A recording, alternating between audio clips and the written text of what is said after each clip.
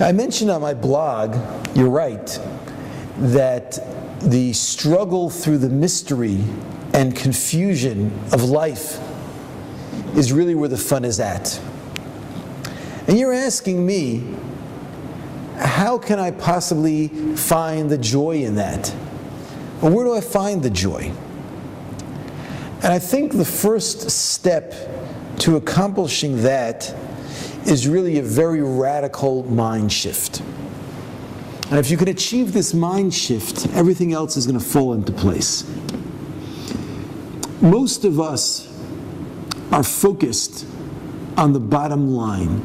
And I'm talking about the bottom line here, I'm not talking about financial.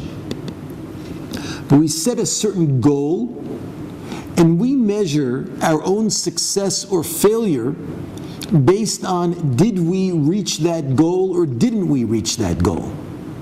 Now, I'll grant you that in a lot of areas of life that's necessary. But really that's only necessary in the peripheral areas of life, but not in the essential areas of life.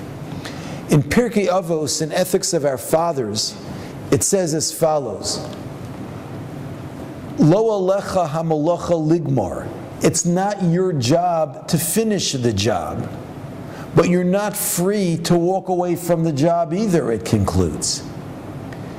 Meaning, there's a lot to be accomplished in this world in terms of understanding, in terms of our service of God. You're not going to manage to get everything done. But at the same time, you've got to constantly and continuously been putting in as much of an effort as you possibly can to get closer to the goal. So oftentimes we'll look maybe at ourselves and we'll say, I have a temper. And I've been working for years on my temper and I still have a temper. So I'm a failure. But the answer is you can't just focus on whether or not you still have a temper. The real issue is, what have you done about it? Have you really made sincere efforts on working on yourself? The only one who can answer that question is yourself and God. But if you're just looking at that bottom line, you're looking at the goal, I want to be a person who's entirely free of temper, well, you're just going to end up getting down on yourself, get frustrated, and probably lose your temper. But if you're able to understand that what God wants to see is the process of the struggle that you're going through and how you deal with that process, then struggling's, it's a relatively easy thing to do. And the truth of the matter is, you're doing it anyway. So as long as you can tell yourself, it's this process is where I'm meant to be, then it takes off all that pressure. Because the process is really the only thing you can control. You can't control the end.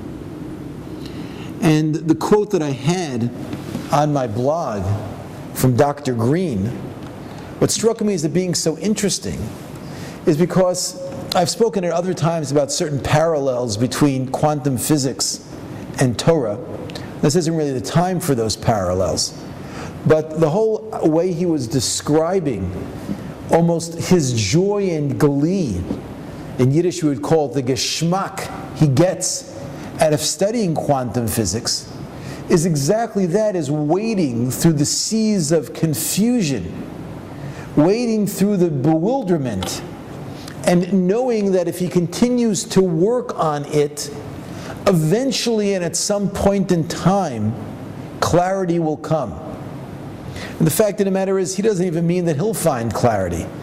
Maybe after all of his work, in 20 years from now, someone will achieve clarity standing on the shoulders of the work that he's done. But he's going to enjoy that process as it comes, because he has the confidence that over time, by putting in the work, by wading through the bewilderment, eventually clarity and understanding will come. And the Talmud tells us that the same thing is true, even more so, the Talmud says, when it comes to Torah study. It says that if a person tells you that I put in an effort, or actually it says I toiled, and I didn't understand, don't believe him. If a person tells you, I didn't toil and I understood, don't believe him. But if a person tells you, I toiled and I understood, then believe him. But there's actually one very cute thing it says there, because it doesn't really say I understood. It says I toiled and I found. And Rabbi Chaim of Volozhin says, why does it say I found? Finding something indicates something that you didn't expend any effort to get. You just tripped over something. So why then does it say I toiled and I found? It just say I toiled and I achieved. But he explains that because when it comes to Torah study, ultimately the understanding is a gift from God. But God promises that if you go through that process, you'll find it at the end.